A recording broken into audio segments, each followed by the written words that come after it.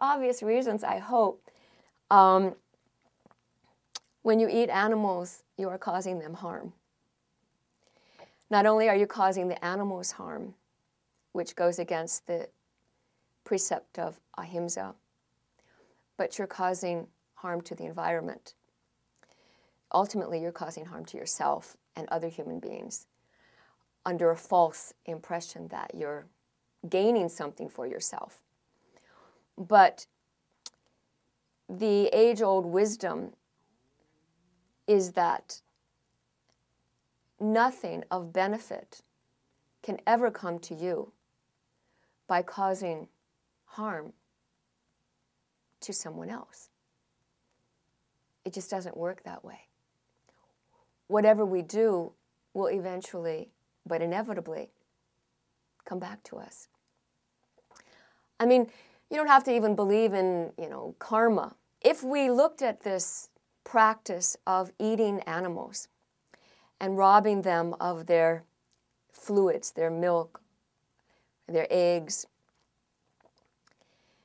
we would see in that practice the actual root causes of so many of the things in this world today that we're trying to find solutions for: war, poverty, global warming. The UN issued a statement not too long ago saying that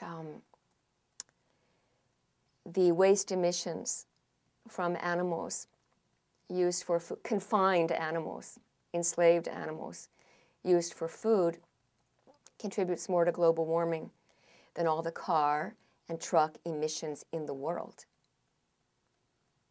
That's significant. It's a significant thing to look at. But we're so conditioned, and it's to eat meat and to drink milk, that it's a physiological addiction. That even though we may think that we may have an idea in our head that it might be better to be a vegetarian, we have the bodies of addicts. And so we'll have to deal with that, which is like, it's huge, but it can be done. It can be done. In fact, I say vegetarianism, but I really mean vegetarianism, meaning only eat a plant-based diet, which, of course, there's a word for that these days. It's called vegan. And that's what I really mean. But sometimes that word is very scary to people. So vegetarianism seems more soft. Or sometimes when you say vegetarianism, people think that it's okay to eat fish or drink milk. And, well, not if you want to enhance this planet, not if you want to be happy, not if you want to contribute to a better world. Just in the United States, we kill 10 billion land animals every year for food. 10 billion. There are only 6 billion human beings on the entire planet. So this is just in the United States, we're killing 10 billion land animals. Those are the animals that are in the factory farms. I'm not even counting the animals that are, the wild animals that are hunted, just the confined, enslaved animals.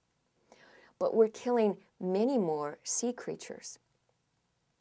And the statistics for individual sea creatures are very hard. It's estimated 17 billion sea creatures. But usually sea creatures are measured in tonnage.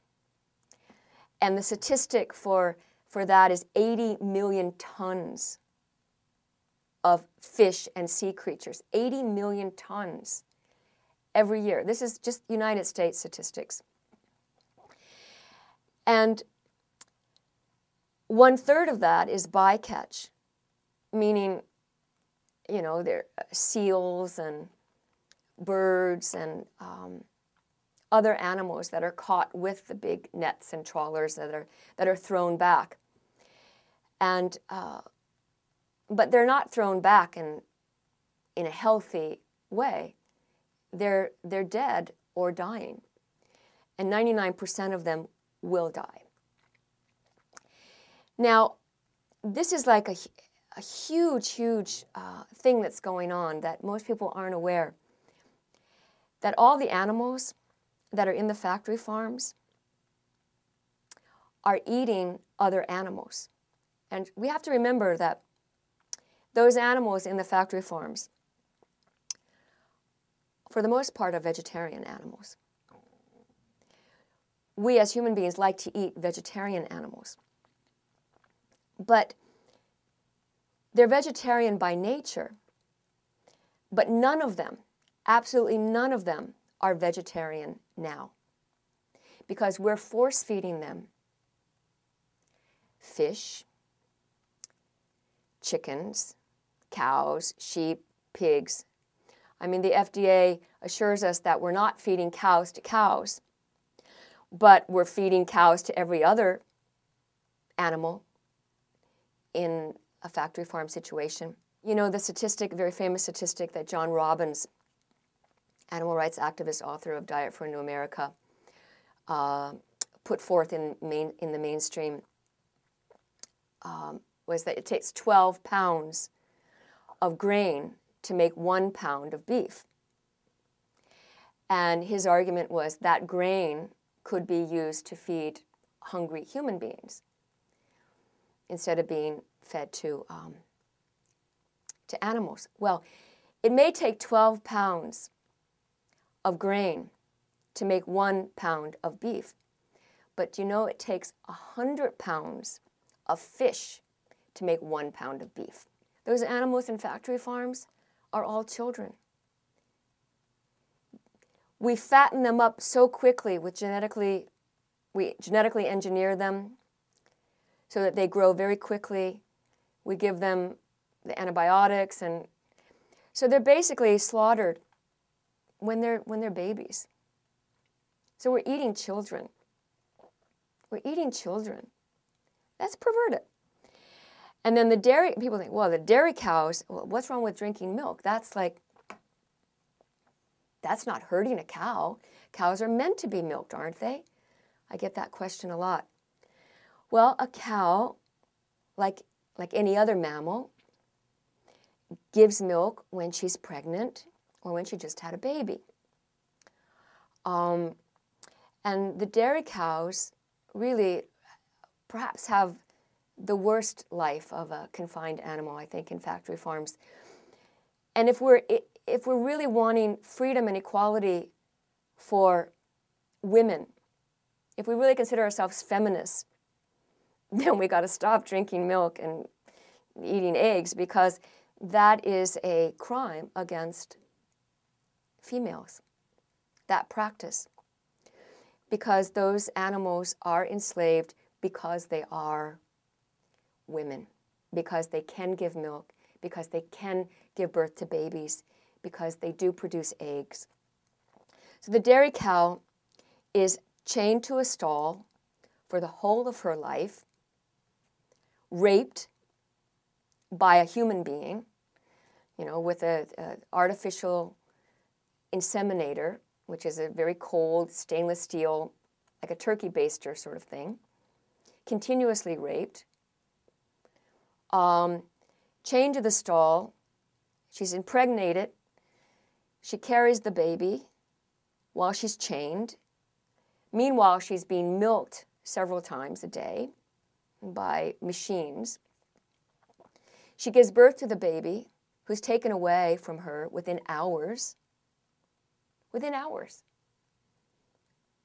And then she's impregnated again, almost immediately, and the whole cycle happens again and again. Well, she can't really stand, who could stand this for very long? And so she basically dies from exhaustion within about 3 or 4 years. Dairy cows are slaughtered at 3 to 4 years old. They're children, once again. A cow who's able to live out a so-called normal type of life will live to be 25 or 30 years old. Our practice of eating animals, our practice of drinking the milk from animals has to be has to be questioned if we want to build a better world. Now, I'm not going to say that, you know, the cause of all the evils in the world today, the cause of why human beings are acting the way that we're acting, is